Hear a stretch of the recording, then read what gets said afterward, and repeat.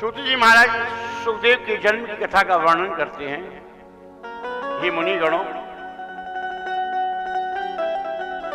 भगवती पार्वती के साथ में जब भगवान शिव का विवाह हुआ, कैलाश पर आई तो उन्होंने एकांत में भगवान शिव से प्रश्न किया, भगवान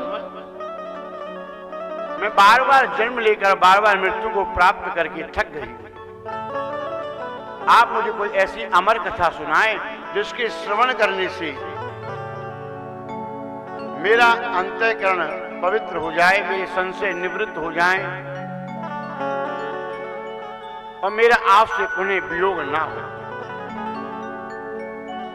शिव जी ने कहा, देवी अवश्य, इसके लिए आपको एक कार्य करना होगा कि कैलाश के बाहर जाकर देखो कि कोई पशु पक्षी सिद्ध गंधर्व नाग असुर मनुष्य देवता आदि तो नहीं है।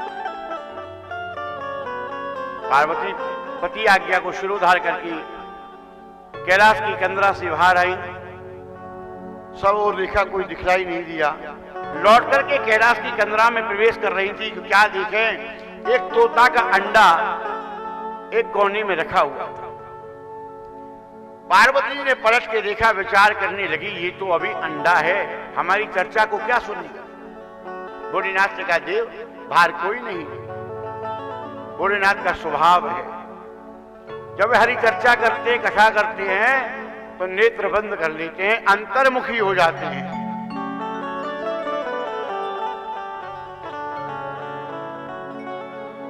जब पुस्तक पढ़ते हो तो निगाह किधर जाती है?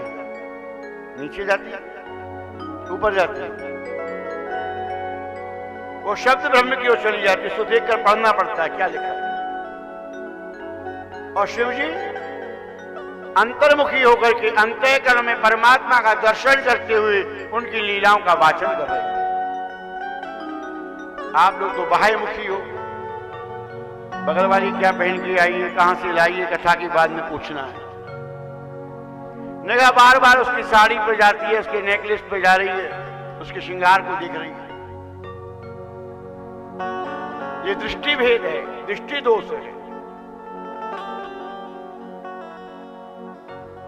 दृष्टि यदि सुधर गई तो सृष्टि सुंदर हो जाती है।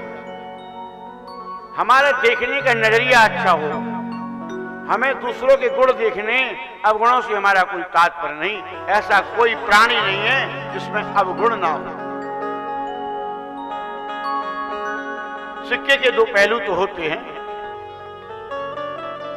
पर हमें उस पहलू को देखना है जिसमें हमारा कल्याण छुपा है, जिससे हमारा संकल्प सिद्ध होना है, हमारा मनोरथ पूर्ण होना है, हमारा मनुष्य जन्म लेना सार्थक होना है।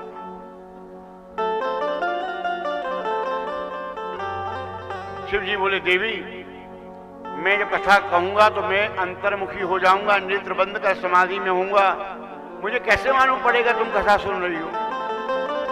पार्वती ने कहा, देव मैं बीच बीच में हुंकारा भरती रहूं।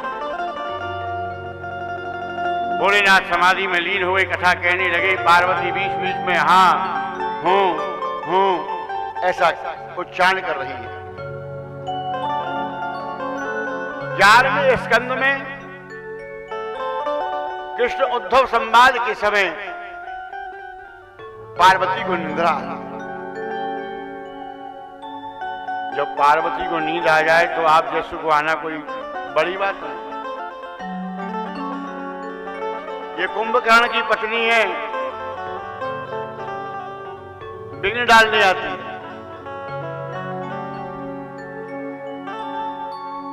हमें सचेत रहना है, सावधान रहना है। पार्वती को निंद्रा आ गई। वो सुख सावक पक्षी अर्थात तोता का जो अंडा था, उसके अंदर जो जीव था, वो कथा सुन चुका था। उसने सोचा कहीं माताजी के सोने के कारण भगवान भोलेनाथ के नेत्र खुल गए और कथा अधूरी रह गई तो अवसर प्राप्त नहीं होगा। वह अंडे से बाहर निकलकर पार्वती की गोद में बैठ गया और पार्वती की जगह पर हो शब्द का उच्चारण कर लिया। जब भगवती पार्वती की निंद्रा भंग हुई, नेत्र खुले तो अपने अपराध की क्षमा मांगने लगी। त्राहिमाम त्राहिमाम त्राहिमाम, हे भोलेनाथ, मेरे अपराध को क्षमा कर। भगवान की नेत्र खोली, कहा, देवी, कथा के मध्य में कौन सा अपराध याद आ गया? भगवान, मुझे निंद्रा आ गई।